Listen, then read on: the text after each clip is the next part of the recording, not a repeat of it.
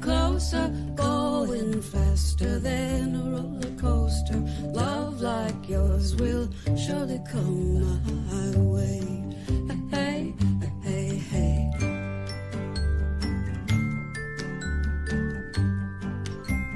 Love like yours will surely come my way.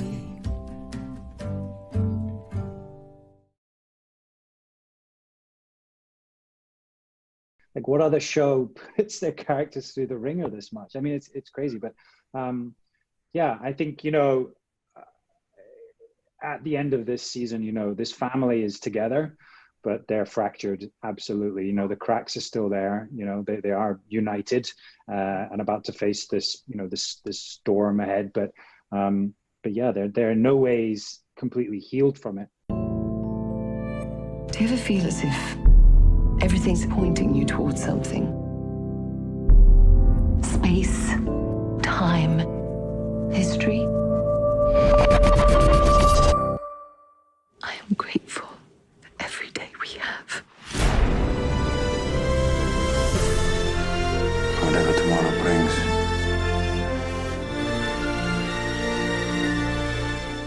It is a blessing you came to me. Colonel Fraser, time has come for you to fulfill your oath. Do not disappoint me. If there is a war, it would be safer in your time. You want to go back, don't you? Our family is here. You are my family. If I am to keep people safe here, I need to know what's causing their illnesses. Isn't this playing God? I swore an oath to the crown, but I will not stand by and watch my kin killed. People consider this to be the spark of the American Revolution. If we stop this fight now, America will never become America. Promise, Jamie. Promise me you're coming back. We can't say what might befall us. Just as you give me your word, I give you mine. Stand by my hand.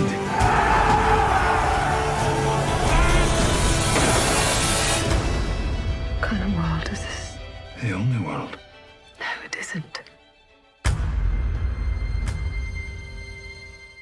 Welcome to Paleyfast LA. Hi, I'm Kate Hahn from TV Guide Magazine and TV Insider, and I'm delighted to be your host for this very special Paleyfast conversation honoring Outlander. And thanks to the festival's official card, City, for helping to make this event possible. This program is presented by the Paley Center for Media, a nonprofit organization dedicated to honoring excellence in television through education programs, great conversations with stars and storytellers of critically acclaimed series like the one we celebrate today, and the preservation of television's creative legacy at the Paley Archive. To learn more and to become a member, please visit paleycenter.org. Thank you. And today we are thrilled to welcome the members of the gifted cast and creative team of Starz and Sony Pictures Television's acclaimed series Outlander. Joining us are Diana Gabaldon, Matt Roberts, Meryl Davis, Richard Rankin, Sophie Skelton, Sam Hune, and Katrina Balfe. Welcome, everyone. Thank you so much. We all felt we had to wave there, right? Yeah. You can wave anytime. The first question is on behalf of Paleyfest sponsor, City, and they would love to know. The show has an incredibly dedicated fan base. What are some things that make the show's fans connect so passionately with it? And I'd love to start with Kat and Sam on this because you've been the core characters since season 1. So what is your take on that? Kat, do you want to start? Well, I mean, first of all, Diana created this incredible world and these incredible characters. And I think we were so lucky that there was already such a huge fan base built in because of that. And I think what we've built upon and tried to go forward with is that it's just this incredible love story at the center of this world. It breaks out into all these other amazing things. You know, it's got so much action and drama, and I just think it sort of has something for everybody, but at the heart of it is this incredible aspirational love story. Yeah, I think Katrina obviously has absolutely answered that question. I mean, it's all down to the woman that's below me right now somehow in this strange Zoom world. But we can cut that out. But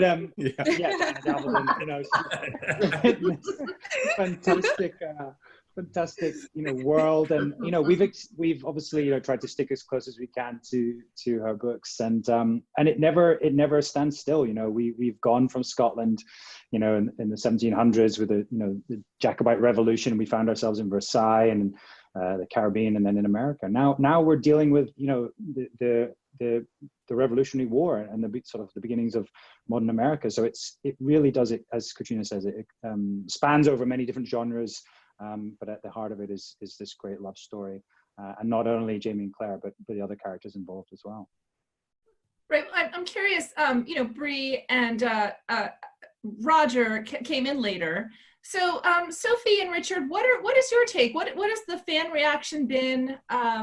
Do you communicate with fans? Why do you think they're so passionate about the show? Sophie, we can start with you. Yeah, again, I mean, absolutely building on what Sam and Katrina said in terms of just the base of the show, given that you've got the history element in there, you've got the drama element, this beautiful love story, there's just so much in there for everyone. But I do think giving a different relationship in there too has helped, because I think Jamie and Claire have this beautiful idealistic love story. Obviously they have their moments like any relationship, but I think Roger and Brianna have given a very different relationship for people to look at, which I think in some ways is almost, in some ways, a more realistic one, in that they're not great at communicating. They have their moments, they have their arguments, and sometimes their arguments really pull them apart. But I think that has brought maybe a new generation of fans in, and also just gives people two completely different relationships to root for. So yeah, you have this beautiful idealistic romance, and then you have maybe what some people would see as a slightly more relatable, realistic one. And actually there's just a bit in there, like they said, a bit for everyone, and just kind of all different scenarios and all different ways of dealing with relationships or anything is in there. And I think also with all the characters, I think one thing that Diana did beautifully and that the writers keep doing beautifully is that the characters aren't perfect. And it's so easy in TV shows and film to just see these almost heroic characters all the way through, but actually all of the characters have their flaws and have their moments. And I think that just makes it all more relatable too. And people just really connect with that. Richard? Do you have anything to add to that? No. Richard's too busy boozing. I am absolutely. I think everything that the guys have just said, all of that is great. No, I mean, the show was already like full steam ahead when I feel anyway when Sophie and I joined. So it was kind of like we just kind of jumped on board, and it was great, and it was an amazing experience. And I think I sort of got swept up by that, and it already had such an amazingly passionate, loyal fan base when we came on. And the great thing about the show is it's always kind of evolving, it's always moving, it's always tackling difficult subjects, and there's always new relationships being forged, and the story's constantly, like touching on what Sam said. I think one of the things that I really love most about Outlander is how it's constantly changing scene, how we can go from the Highlands of Scotland to high society Paris, to the Caribbean, to where we are now, which is just preceding the American Revolution. And I think that just constantly keeps it fresh, so it constantly feels like it's moving, and never really gets stale because of that. So I think our fan base have always really been behind us because of those reasons, really. And Sophie and I only came on and really made it worse, to be honest. Yeah.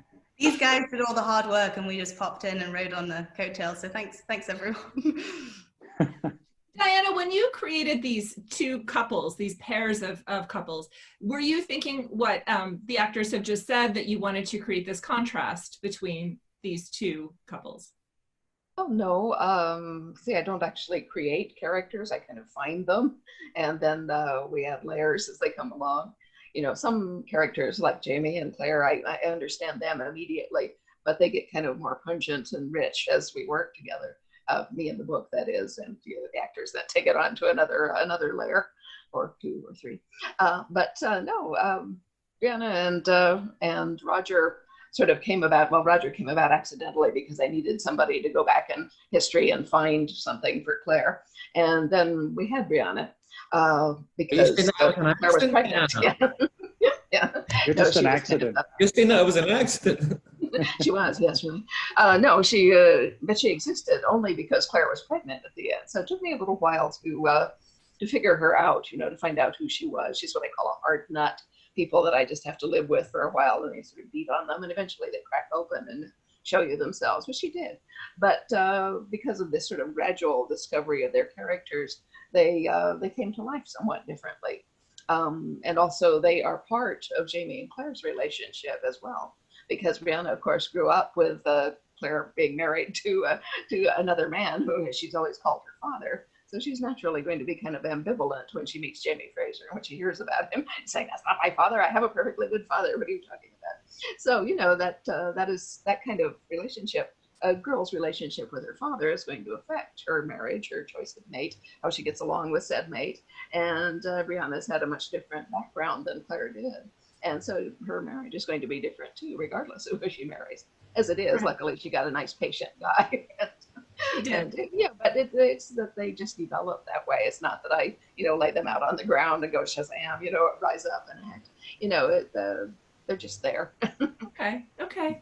Well, Matt, speaking of what's gone on in the past season, we started with this wonderful wedding. Everyone was very happy, but of course it's Outlander, so things typically began to fracture or fall apart.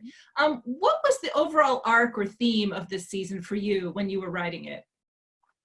Well, it's kind of, we always start with the books, and we try to find the main theme in the book. And Fiery Cross is a very big book. Thank you, Diana. There's a lot of great scenes. There's a lot of great things that happen throughout the book. But the one thing that kind of came off of season 4 was that building of a home, and then to kind of condense the book down into 12 episodes, we thought, what would this family do that just created this home? What lengths would they go to protect it, protect their family, protect their the ones they love? And that seemed to be the thing that kind of surfaced when we first started breaking the book. And that's how we kind of mapped out the season. And what was so great about it is the scenes from the book kind of just, dropped right into place throughout those 12 episodes. So it was, it worked out really nicely for us, because there's so many dynamic scenes that we could draw from that show, conflict and strife and, pain and suffering, people, the things that the fans of Outlander come for, as well as the love story. And I think that's what binds it all together, the love stories now. You did a fantastic job lining it up as well. Yeah, the writers and you, and naturally the actors as well. But season 5 was just terrific. Thank you. It was a spectacular season, and part of that too was a lot of the production, a lot of the settings we saw. So Meryl, I'm curious about, maybe you could talk about how you keep the show fresh looking. We've heard from the actors about how you're constantly changing locations, you're getting a new look for the show. How do you keep it exciting in that way? Well, I mean, I think every oh, sorry, Sam, were you going to pop in? No, I was just going to say, you're going to recast each season, basically. Exactly. Well, Jamie and Claire are getting a little long in the tooth. But they look so young. I mean, every year, honestly, and I think Richard kind of touched on this already, but, this is a traveling show. Every year is something different. Every book brings something unique to the table, and it's a challenge every year. And I think it keeps both the fans on their toes, but it also keeps us on our toes, and our crew. And I think it's one of the reasons we've retained so much of our crew as we've come forward. We are a family at the heart of the show, but it's also exciting. It's exciting to be on the show because there's something new every year. And the same thing for our production team. Gary Steele is spectacular at every year creating something that just kind of tops itself. And with the big house, we started last year. It kind of came into its own this year, and it is literally a big house, but it's spectacular. And everything, Brownsville, everything he creates with his team is just kind of pushes forward what we've already created and kind of tops it. And I feel like we've continued to do that every year, both with the material and also the surroundings, as well as Trisha Bigger. We have a new costume designer this year, and I think she stepped into some very big shoes this year with Terry having left, and she's really kind of created her own mood. She's kind of taken up the mantle where Terry left, and you know, the look is different but the same. And I just think every year we just keep topping ourselves, and you know, we keep saying, oh, last year was the toughest year, oh, preceding year was the toughest year, and every year it becomes, oh, this is going to be the toughest year. And we keep thinking, you know, because we're in America now, it's going to be easier, but it just keeps getting harder. But I think that's what makes us all love it and want to come to work every day and strive to do our best, both for ourselves, but also for the fans who are expecting that. Well, one of those new spectacular sets is Claire's surgery. So Kat, I wanted to ask you, what's it like working in that surgery, and what did you have to learn about medicine this season that was new? Well, apparently penicillin looks like a paintbrush.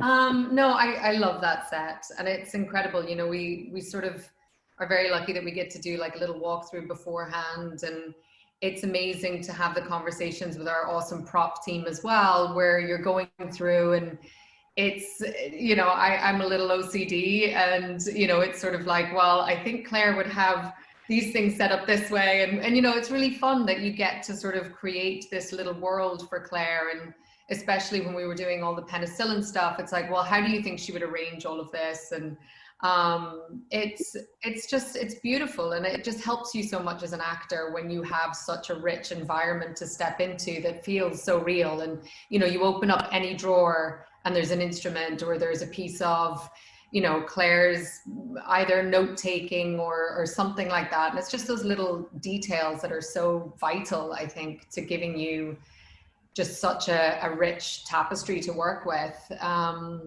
And, you know, we also have an incredible medical advisor, our real Dr. Claire. And, you know, she's been with us from the very beginning, and she's been amazing. And, you know, when we had to do the tonsillectomy, she was incredible by, you know, walking me through all of that. And, you know, when it was the appendectomy and doing the autopsy and stuff like that, walking through all of those things, it's just fascinating. And it's also because, you know, it's make-believe. It doesn't really, you know, it's fun. You can poke around and pretend you're doing things, but you know, you're not actually going to kill somebody. So it's good. Well, you guys also mentioned that there are, and Matt said this, there are so many moments of high stakes and drama. And one of those was when Sam, your character, Jamie, was bitten by a snake. So tell us what it was like to shoot that scene. You're out there with Roger, who's not a very experienced frontiersman at that point, camping. What was it like to shoot that kind of snake bite scene? And both of you guys can talk about this. Yeah, I mean, you know, so coming off the back of probably one of the strongest storylines I think Jamie's had, which, you know, possibly wasn't in Diana's books, but it's definitely part of her world. One of the times we detoured from that, but I think was a really rewarding for myself, and I think for fans as well. It was the death of Jamie's godfather, Murta, and I think, you know, so for me that was a really big moment, and I think for Jamie it was a huge moment, and actually for the whole family, the repercussions are felt, you know, for many episodes afterwards. And so the snake bite came out of you know, here we are now, it's Outlander, and then there's another challenge. You know, here's a really strong moment where Jamie has to confront his own mortality. And just going back to what Katrina said about you know, the people that work in the background, you know, so we worked with the makeup department, and the makeup department is equally as sort of in depth and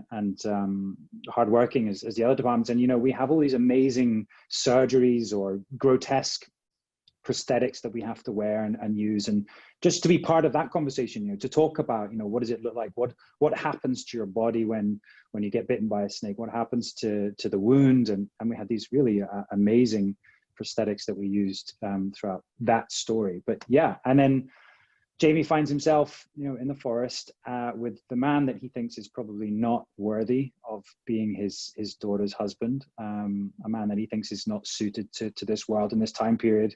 And he's confronted with that, and actually surprised by Roger's fortitude and Roger's his own unique way of looking at the world. Well, tell us about Murta. I do want to talk about that. You know, tell us about what it was like to shoot that scene where he actually loses him, where Jamie loses his godfather.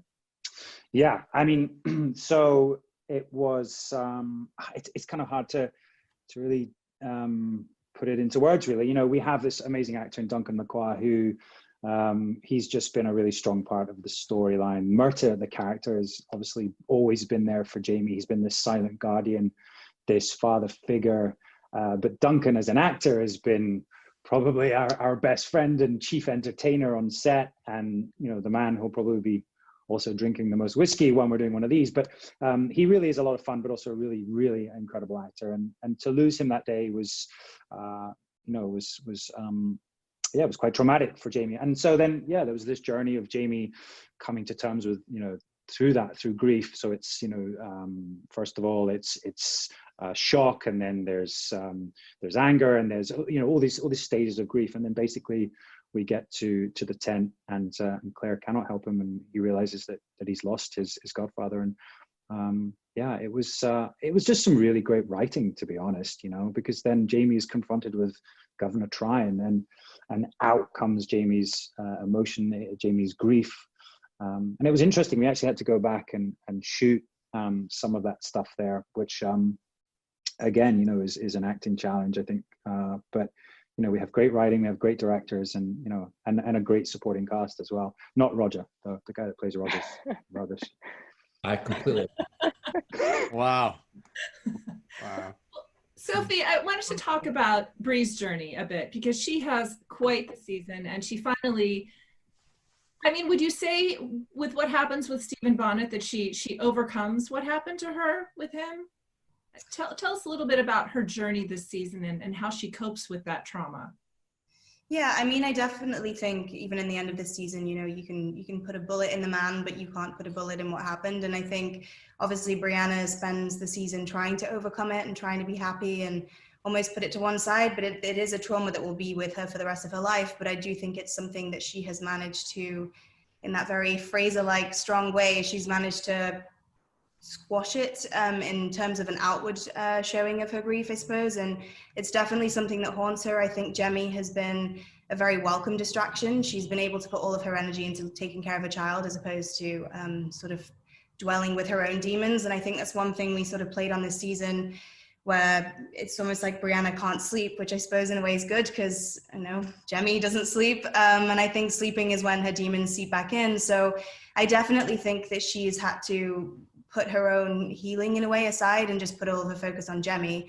But obviously, you know, we see when we have the wedding in the first episode, we see initially quite a nervous Brianna. I don't think it's quite how she would have envisaged her wedding. I think obviously Frank's not there, which is just an added piece of trauma. She lost her father quite young. But also getting married in the 17th century in front of this whole clan of people from the rich who she doesn't really know is quite a nerve-wracking show, I think. So initially, it's not quite how she would do it. She'd probably just elope in the 70s and have quite a relaxed, fun wedding with her close family and friends. But yeah, we pick up with her quite nervous. And then obviously we see this very happy, relaxed Bree, she and Roger dancing, her talking with her mum, with her father, looking after Jemmy, doing the mashed potato and all of that.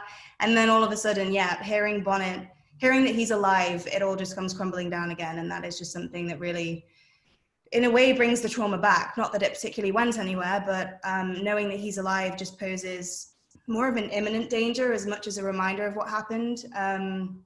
Because then obviously it's that mama bear mode, and her son is then in imminent danger, knowing that Bonnet is lurking around, especially given the fact that he gave her the gem in season 4. We know that he potentially has some interest in getting to know Jemmy or harming Jemmy or whatever. And obviously, when you've gone through a trauma, then any reminder of it, it's always going to be the worst case scenario. So the worst case scenario that would come to Bree's mind is that Bonnet would want to take her child or harm her family again. So it's really something that she then carries with her, obviously on a deeper level, that's a given, but then on a more surface level throughout the season. You know, even when she sees that Jemmy's gone missing, and she just automatically, her mind goes to that worst case scenario. And so it is only when we get to episode 10 where she finally has somewhat of a form of closure. Obviously, like I say, the trauma's never gone, but at least now she knows that the man and the imminent danger is gone, and she can just, for all intents and purposes, live her life.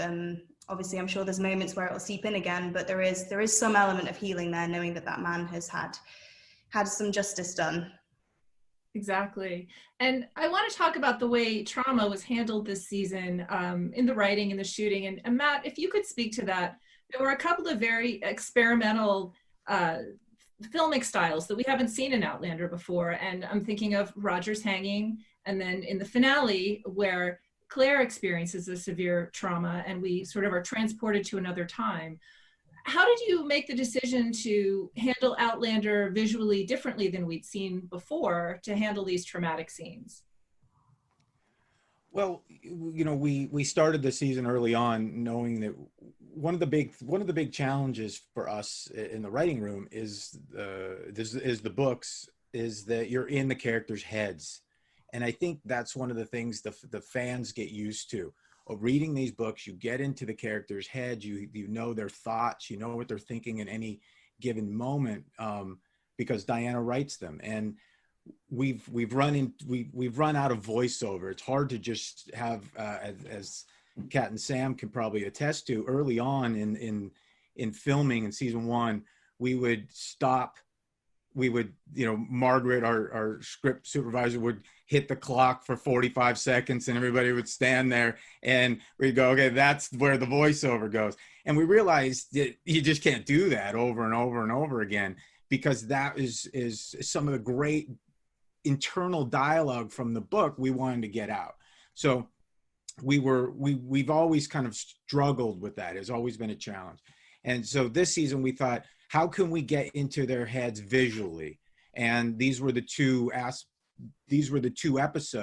episode 8 and episode 12, where we thought we could visualize it, and we needed to kind of step out of ourselves a little bit, but do justice to the story as well. So getting into Roger's head in that silent picture mode gave it a different visual than just showing a flashback.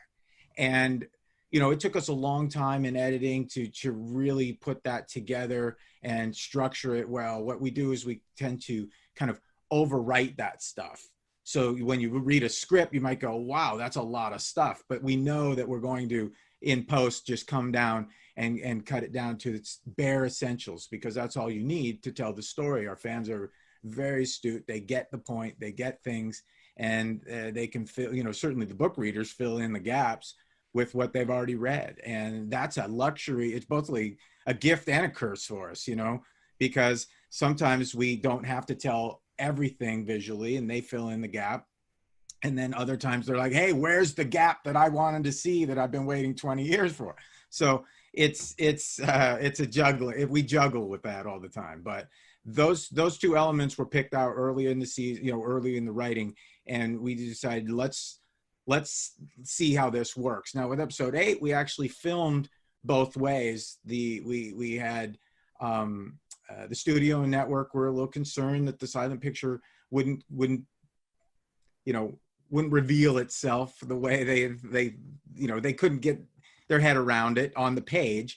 And we thought we could get our heads around it. So we filmed it both ways, and we asked the actors to do it both ways. And that was, challenging for them to both play a regular flashback and then go into silent picture mode. So we had to double up with the filming of it. So, kudos to them. They really stepped up and dug into that. I think Richard in that episode is, phenomenal. He played both sides of that, both the silent picture part, and then he goes in, I don't know how many times you were hanged, Richard, but it feels like about 1,000.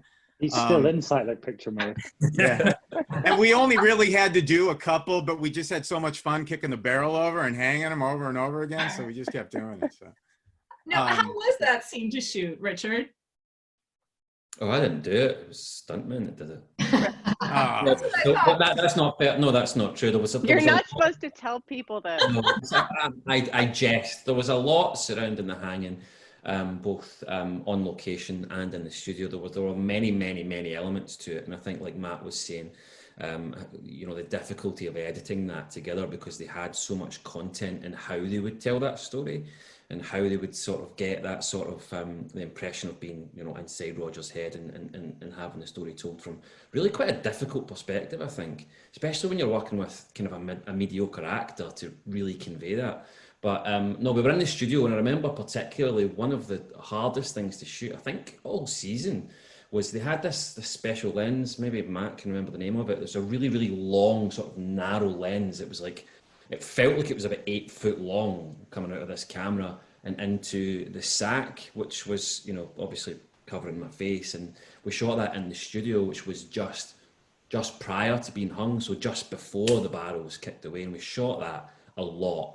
And that was quite difficult to shoot, and that was really quite, and trying to tell that story from in a really, really confined space with this, you know, lens literally about, you know, maybe 5 centimeters away from your eyeballs. That was quite tricky. So there were many elements of it shot, and it was all very difficult. And you do have to be kind of in that really tense sort of, I suppose, well, edge of the barrel moment of, you know, just about to be hung and everything that comes with that. So I think they did an amazing job. I think the director, Stephen Wolfend, and I think the way that he shot it and the way he went about it and how everyone stuck to that visual of the silent movie thing, because I loved that from the start. But it's risky, it's bold.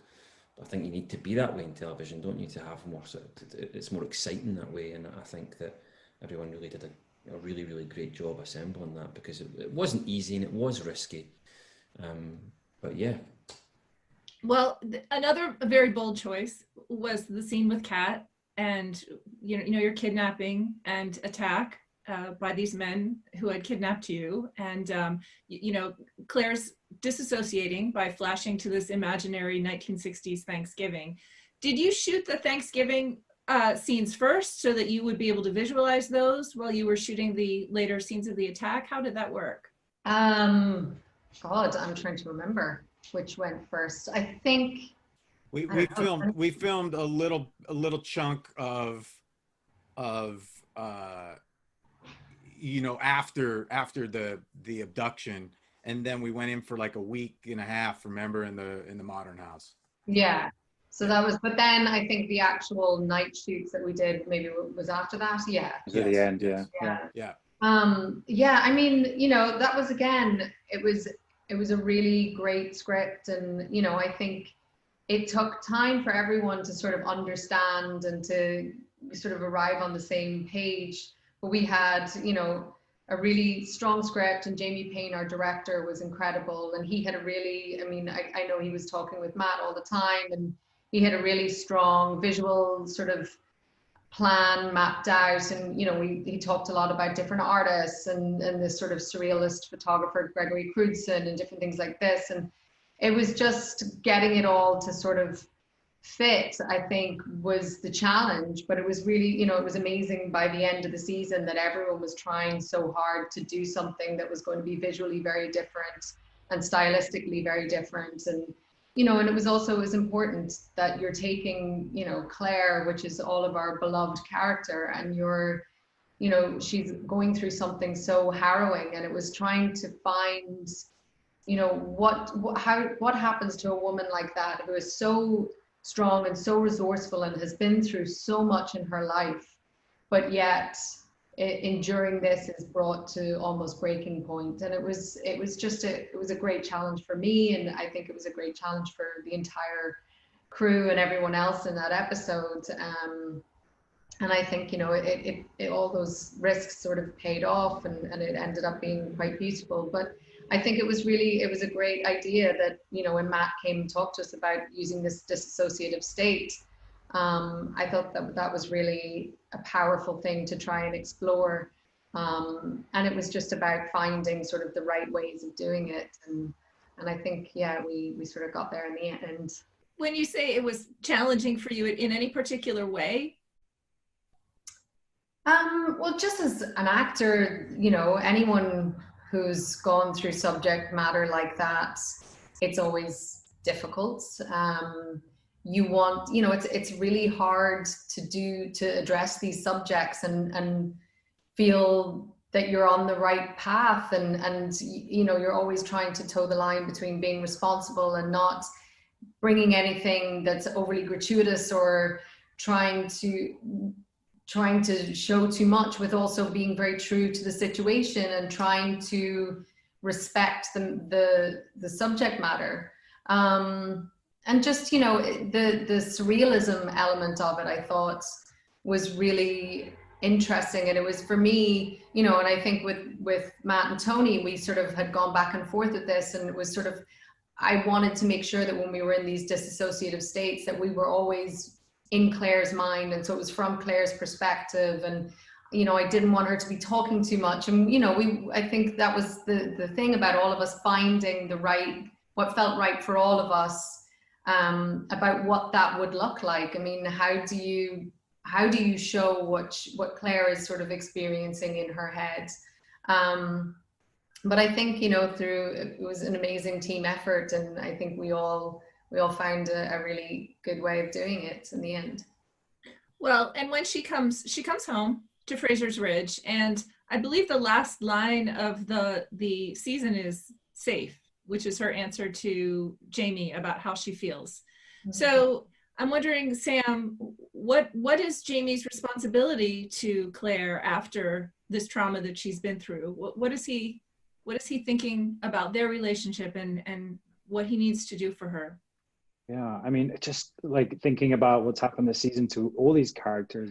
And Jamie, you know, having been through trauma himself, kind of understands, he knows he needs to be there for her, he needs to support her, but he also can't, he also has to respond to what Claire needs. And I think it was interesting, we talked a lot about, you know, physical touch and when he can actually feel like he can touch her. And I think, you know, we focus in on that in the last scene on, you know, Jamie and Claire holding hands. And it's so interesting that all these characters have been through so much trauma, not only this season, but over all the seasons. And yeah, they have each other, but ultimately they're about to probably face even bigger challenges in subsequent seasons when Matt starts writing them. He's already written them. Matt's probably at work already. Well, I mean, you know, Richard, your character, Roger, probably, I think he might have had the biggest arc as far as changing from one sort of person into another. You know, he's killed by the end of the season. And at the beginning, he just wanted to go back to the 20th century and be a professor. So what's a key moment for you in his development in season 5 that really changed him? I don't know if there's a key moment in Roger and what changes him, or if it's an accumulation of things. I mean, ever since he came back to the 18th century, it's just kind of been one hurdle after another, and really sort of primary objective was just to help Brianna with whatever it was that she wanted to do. Obviously, you know, with Claire and Jamie, and get back to their time to you know, to safety. So I think it was just a kind of a build-up of everything right from the word go, from the Gloriana onwards. But I suppose if you were to define a kind of catalyst, it would be the hanging. I mean, that just kind of brings everything together for Roger, I think. And after that, I think what episode 8 for me was he was kind of trying to find himself. He was on a journey of kind of rediscovery. He was trying to get back to what he was before the hanging, and coming to the realization that he's never going to be the same person again. He is a changed man. And I think that's what's so great about the way the scene that was written with Brianna, where he says, you know, you're just going to have to accept the fact that I'm no longer that person. I'm no longer the Roger that everyone loved so much and misses so dearly, I'm sure. But actually, I'm changed from within, and I can't find that in me again. So I have to embrace the fact that it wasn't about healing. It was just, well, it was, but it's more about embracing the change that he's been through and the fact that he is coming out of the end of it a different man. And yeah, so I suppose that's the sort of the biggest catalyst for him, but I think that's an accumulation of everything that he's gone through to bring him to that point, to say, this is how this time's changed me, this is how I'm a different man, I still love you very much, and I hope that's reciprocated, but I'm not going to be I'm not going to be exactly the same guy that you fell in love with. And I think that all I think that's encapsulated really nicely in that scene where he says as much to Brianna. Well, Sophie, you know, they did discover when they tried to go through the stones and when they thought of home, that their home was on Fraser's Ridge. So has she now accepted that they are staying in this time? And, you know, she now is sort of comforting her mother in a way. So looking forward, what does she want going into season 6? What does Brie want? I think for Brianna being in that time period, she almost felt a bit of a kind of juxtaposition within herself, in that she very much is a modern woman for that time, and in that element, being an engineer in the 60s, 70s, she very much belongs in a modern time period. But then, yeah, she's never really had a full family. As I said before, her father died when he was younger. Claire and Brianna had a very strange relationship. Claire was working as a surgeon, which again is one of those relatable things we we're talking about before. You know, a lot of women who don't get the time with the children that they would want, and we get to see how that knock-on effect happens and their relationship's estranged, and she'd never met her real father. So for Bree, suddenly she has this family, and even though brutal things have happened to her in this time period, it does almost then seem weird that she in a way seems almost safer there in some respects, because her family are there. And obviously now that she has Jemmy, she wants a family that she never had for her child too. And, you know, again, just touching on what Katrina and Sam were saying before, the Frasers now have all experienced some form of sexual abuse and trauma. And I think it's one thing that I know sometimes people say, oh, with Outlander, there's a lot of rape and there's a lot of XYZ in terms of those things. And although obviously everybody is extremely sensitive to that, it's something that Diana put in the books because it did happen a lot, unfortunately, in those time periods. And I think what Diana and the writers have done incredibly is to show that, as you were talking with the dissociation and everything else, is that each of these traumas, the characters deal with them differently and they experience them differently.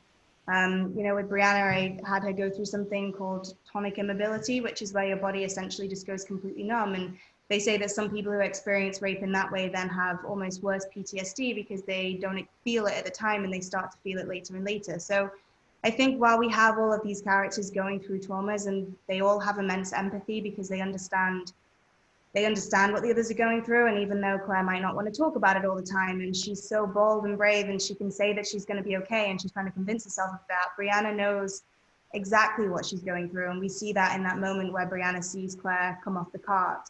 Because I think one thing that it's easy to overlook in that moment is that Brie doesn't actually know what's happened to Claire. No one's told her, but you can just, it's that almost sixth sense mother-daughter thing. They've come so close now and so far, and their relationship of mother and daughter kind of oscillates sometimes. And in that moment, it's like Brie's the mother to Claire, and she knows that it probably broke Claire's heart the first time that Brie was going to go home. And now I think Brie stays there for herself and for her family. I think she knows that her mother's going to move her around for a while, even if she doesn't want to talk about her trauma. But for Brie, I think there's probably a bit of a relief that Roger thinking of home meant that that was home too, because I think she felt very guilty keeping him there. But now that they're both on the same page, I think she'll start to be a lot more settled version of herself, I think, and yeah, just be there for her family.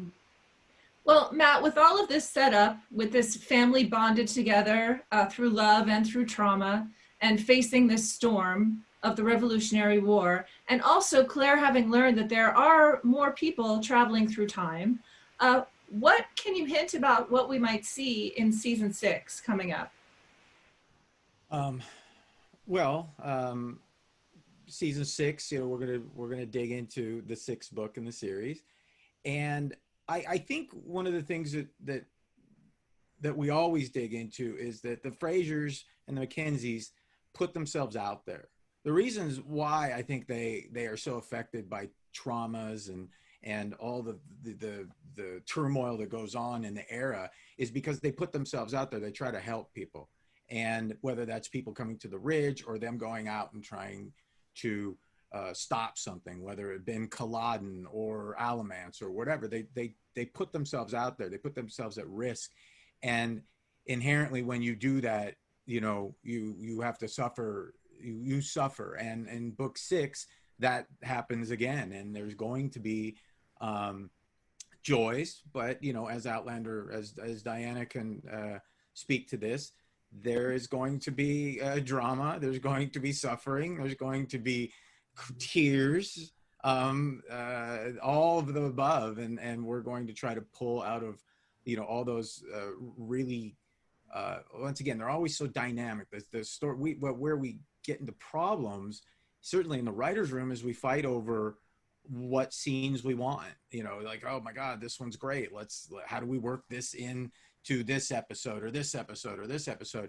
And sometimes that works to our advantage, where we can go, oh, they're not going to get it where they expect it, but it's going to come down here, and then it comes out of nowhere. And I think that's the fun of putting it all together, because it's very fun. Meryl has, you know, she has read all the books multiple times. She has her favorite scenes, and she'll say, "What about this one?" And we're like, "Well, maybe we can move it over here." And I never get my way. I never get my way. At first she doesn't get her way. It's just a way of, and then she gets her way later. That's the way life works. Because it's such a luxury to get, and such an amazing thing to have 6 seasons of any TV series nowadays. And so, you know, knock on wood that we get more, but you know, getting to book 6 was for me one of those things like, wow, this is such an amazing thing that we can tell this story. And it's Meryl's favorite book. I love so much in it. And I know that a lot of the fans that have read the book really like it too. So.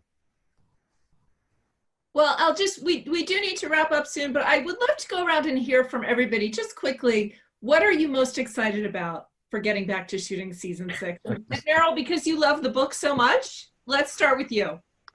Why do I have to go first? I mean, it's hard to talk about the book without spoiling things. But I mean, you know, the original Outlander is obviously as well my favorite, but this is my second favorite, because I think there's, you know, it's hard when you get to the 6th book.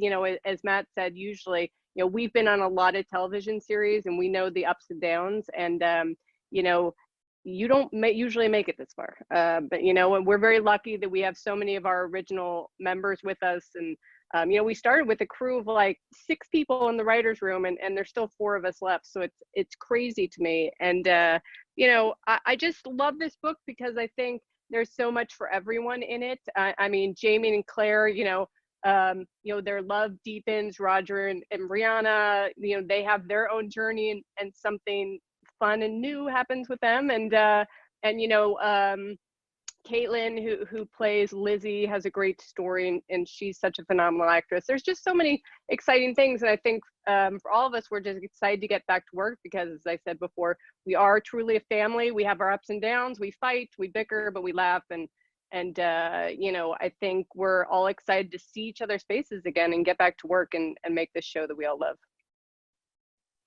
Kat, what are you most excited about? Ooh, the food.